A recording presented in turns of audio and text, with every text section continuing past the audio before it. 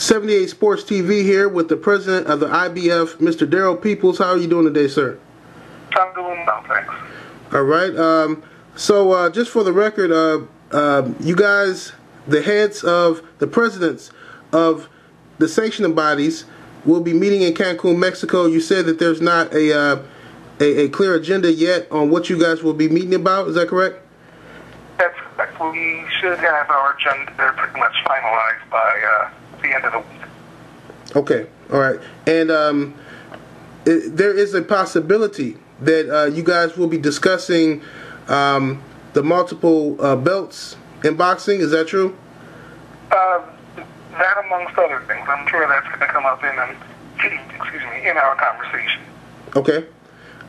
Also, I want to ask you, Mr. Peoples, the IBF, I really respect you guys a lot because you're one of the only sanctioning bodies that I've noticed that kind of treats all of the champions pretty much equally. You know, you guys enforce your mandatories. Why do you think that is? Well, I mean, that one's pretty simple.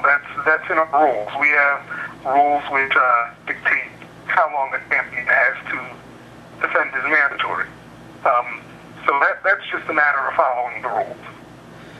Okay, okay.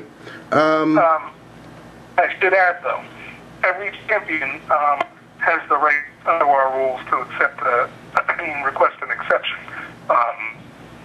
Part of that is the exception to be granted, it has to go before a vote of the board of directors. There's 11 directors on the IBF board, so the majority of the members on the board of directors have to approve the exception. Okay.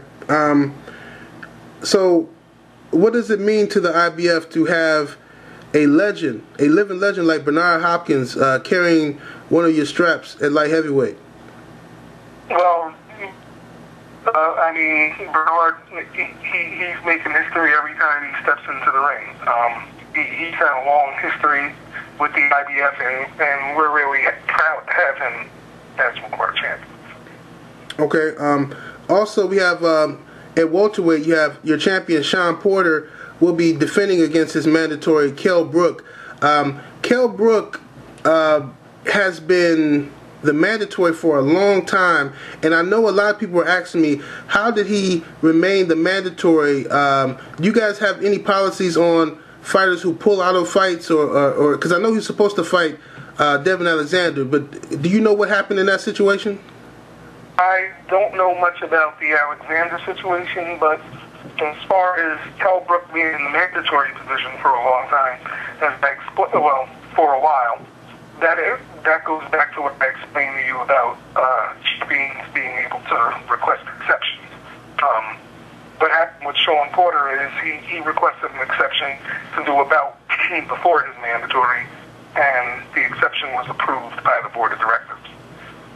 One of the conditions of that exception was that there could be no other intervening bouts to delay the mandatory, because we want to make sure that Kell Brook gets his shot. He fought an eliminator, so he certainly has some rights and he's entitled to that.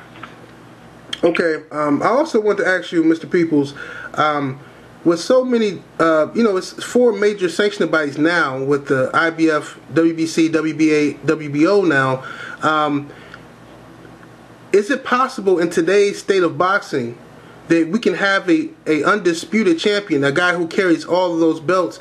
Can a guy have those belts and still satisfy mandatories to all of his sanctioning, to the sanctioning bodies? How would that work if let's say Floyd Mayweather wanted to face a Shawn Porter Kell Brook winner, okay, and he was now a holder of 3 belts? How would the IBF handle that situation?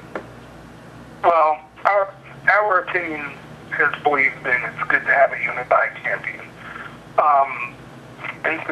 Vladimir Klitschko, he holds 3 of the 4 belts.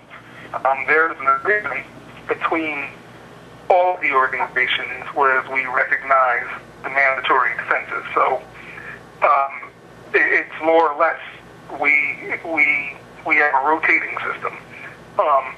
Our mandatory, the IBF, is the one that's going to happen next. The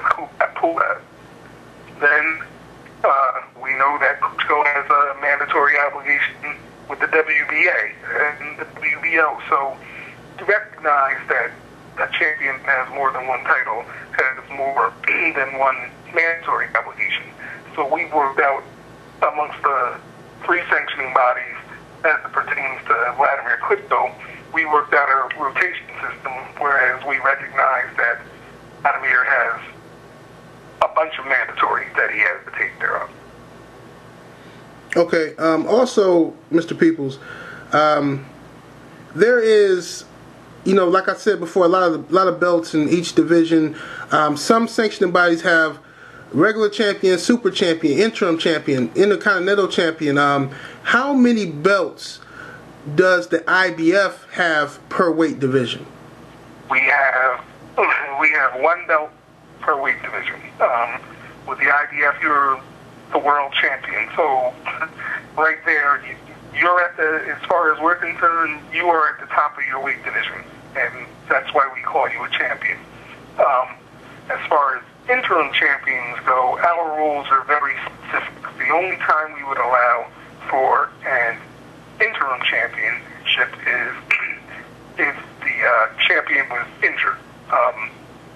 And then, of course, we would have the IBF medical committee review all the reports that we get from the doctor to see if the injury is legitimate or not. And even if you were allowed under them circumstances to become an interim champion, you could only hold that title for a year. Okay. Well, I want to tell you, Mr. Peoples, I think you're doing a great job. I really like what the IBF is doing. I like what you've been doing as president, and keep up the good work. Thanks a lot. Thank you very much. Thank you, sir.